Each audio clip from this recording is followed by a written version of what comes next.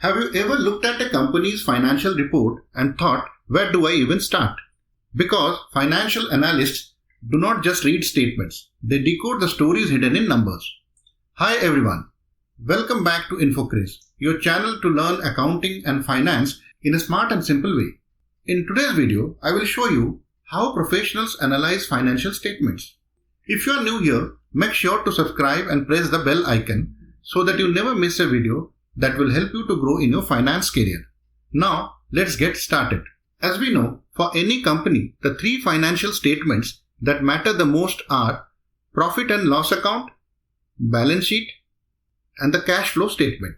Profit and loss account shows how much it earned or lost.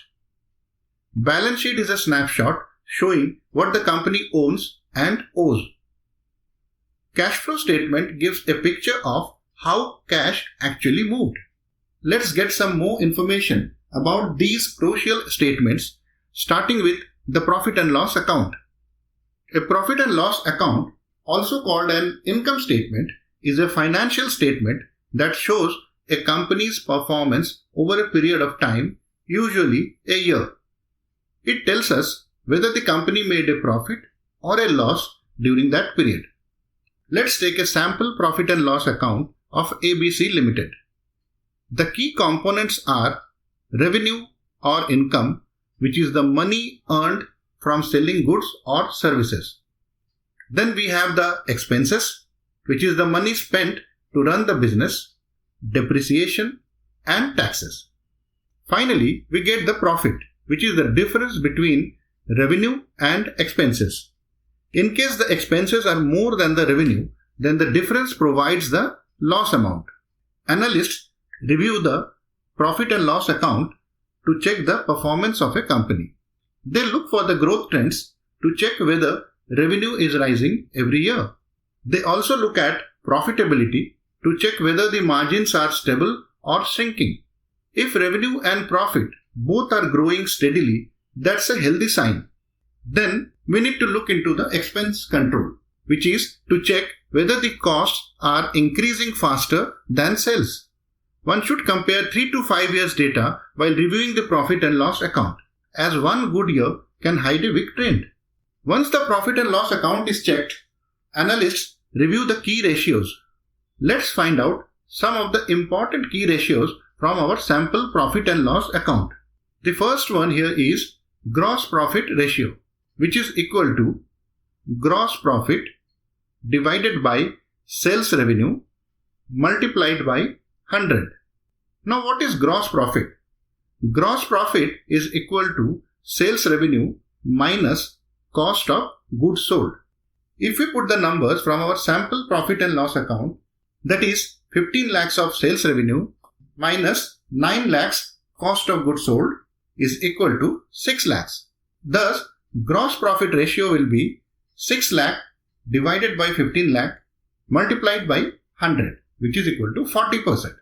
Thus, the company earns 40 rupees gross profit on every 100 rupees of sales, which highlights a good efficiency in production or purchase costs. Next one is operating profit ratio. Operating profit ratio is equal to operating profit divided by sales revenue multiplied by 100. Now what is operating profit? Operating profit is also called EBIT, that is earnings before interest and taxes, which is equal to gross profit minus operating expenses minus depreciation. Thus, it gives us 6 lakhs minus 2,50,000 minus 1 lakh, which is equal to 2,50,000. Thus, operating profit ratio in our example is 2,50,000 divided by 15 lakhs multiplied by 100, which is equal to 16.67%. Thus, about 16.67% of sales remain after covering direct and operating costs, which is efficient but can improve. Then we have the net profit ratio, which is equal to net profit divided by sales revenue multiplied by 100. Now, by putting the values of net profit and sales revenue, we get a percentage of 9.33%. This means company retains 9.33 rupees as net profit for every 100 rupees sales, which is a decent profitability after all the charges. Then we look at the interest coverage ratio, which is equal to EBIT divided by interest expense. As we know, EBIT, that is earnings before interest and taxes, is equal to operating profit, which is 2,50,000. Therefore, in our example, the interest coverage ratio will be 2,50,000 divided by 50,000, which is equal to 5 times. This means the company earns 5 times its interest expense, which means the company has a strong ability to meet the loan obligations. The next financial statement is balance sheet. A balance sheet is a financial statement that shows the financial position of a business on a specific date, usually at the end of a financial year or quarter. Let's take a sample balance sheet for your ready reference. The balance sheet shows the assets owned by a company. These are all the resources or assets that the business controls and uses to earn money. It also shows what it owes, mentioned in the liabilities side. These are the obligations or amounts payable to outsiders like lenders, suppliers, etc.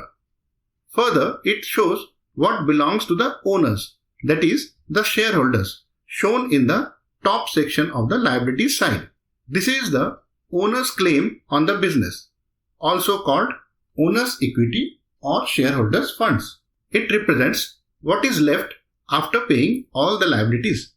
The basic formula of a balance sheet is assets is equal to liabilities plus owner's equity. A company with rising debt but flat profits may face solvency risk. Balance sheets reveal long-term stability, something income statements cannot. Once the balance sheet is checked, analysts review the key ratios. Let's find out some of the important key ratios from our sample balance sheet. The first one we look at here is current ratio, which is equal to current assets divided by current liabilities.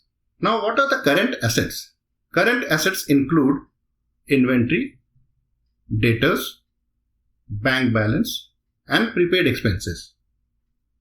So after adding all these numbers from the sample balance sheet, we get a figure of 4,80,000.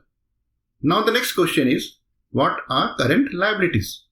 Current liabilities from the balance sheet we have can be obtained by adding creditors, short-term loan, and outstanding expenses. After putting all the numbers from the sample balance sheet, we get the figure as 2 lakhs. Thus, current ratio is equal to 4,80,000 divided by 2 lakhs, which is equal to 2.4 divided by 1. Thus, the company has 2.40 rupees in current assets for every 1 rupee of current liability, which shows a good liquidity position. Next one is quick ratio, also called the acid test ratio. Now, what is quick ratio? Quick ratio is equal to quick assets divided by current liabilities. From the previous slide, we have already obtained the current liabilities. Now we have to find out the figure for quick assets. Quick assets is equal to current assets minus inventory minus prepaid expenses. These are those assets which can be liquidated the fastest. By putting the numbers of current assets, inventory and prepaid expenses in the current formula, we will get a figure of 2,30,000. Thus, quick ratio is equal to 2,30,000 divided by 2 lakhs, which is equal to 1.15. Thus, the company has 1.15 rupees of immediate liquid assets for every 1 rupee of short-term liability, which is a comfortable position. Next one we understand here is the debt to equity ratio, which is equal to total debt by shareholders' funds. Total debt is equal to long-term loan plus short-term loan. which is equal to 2,70,000. And the shareholders' funds is equal to share capital plus reserves. From the balance sheet we have this figure works out to 5 lakhs plus 1 lakh, which is equal to rupees 6 lakhs. Thus, the debt to equity ratio will be 2,70,000 divided by 6 lakhs, which is equal to 0.45. Thus, the company uses 0.45 rupees of debt for every 1 rupee of equity, which implies low risk and financial stability. Now comes the most critical one, the cash flow statement. A cash flow statement shows how cash comes in and goes out of a business during a specific period. It explains where the money actually moved, unlike the profit and loss account, which shows profit, not cash. This statement shows the cash flow generation from 3 types of activities. Number 1, operating activities. Number 2, investing activities. And number 3, financing activities. Operating activities include cash from normal business operations. Investing activities include cash from buying or selling assets or investments. And then finally, financing activities include cash from raising or repaying capital or loans. Many companies show profits but struggle with cash. For example, a company may report rupees 100 crores profit but have negative operating cash flow. That's a red flag. Professionals analyze the operating cash flow to review whether the core business is generating cash. Consistent positive operating cash flow means healthy business. Then, investing cash flow to check whether they are expanding wisely or overspending, and the financing cash flow to check how much comes from loans or equity. There are several important ratios that finance analysts calculate from the cash flow statement. These ratios show how efficiently a company generates and uses cash, and they complement the ratios from the balance sheet and profit and loss account. In case you want to learn those ratios in depth, please mention in the comment section. I will take up those in a separate video. Hope you have understood everything that we discussed today. With this, we come to the end of this video. If you find this video useful, please like the same and share it with your friends. Also, subscribe to my channel for many such interesting videos in future. Thanks for watching.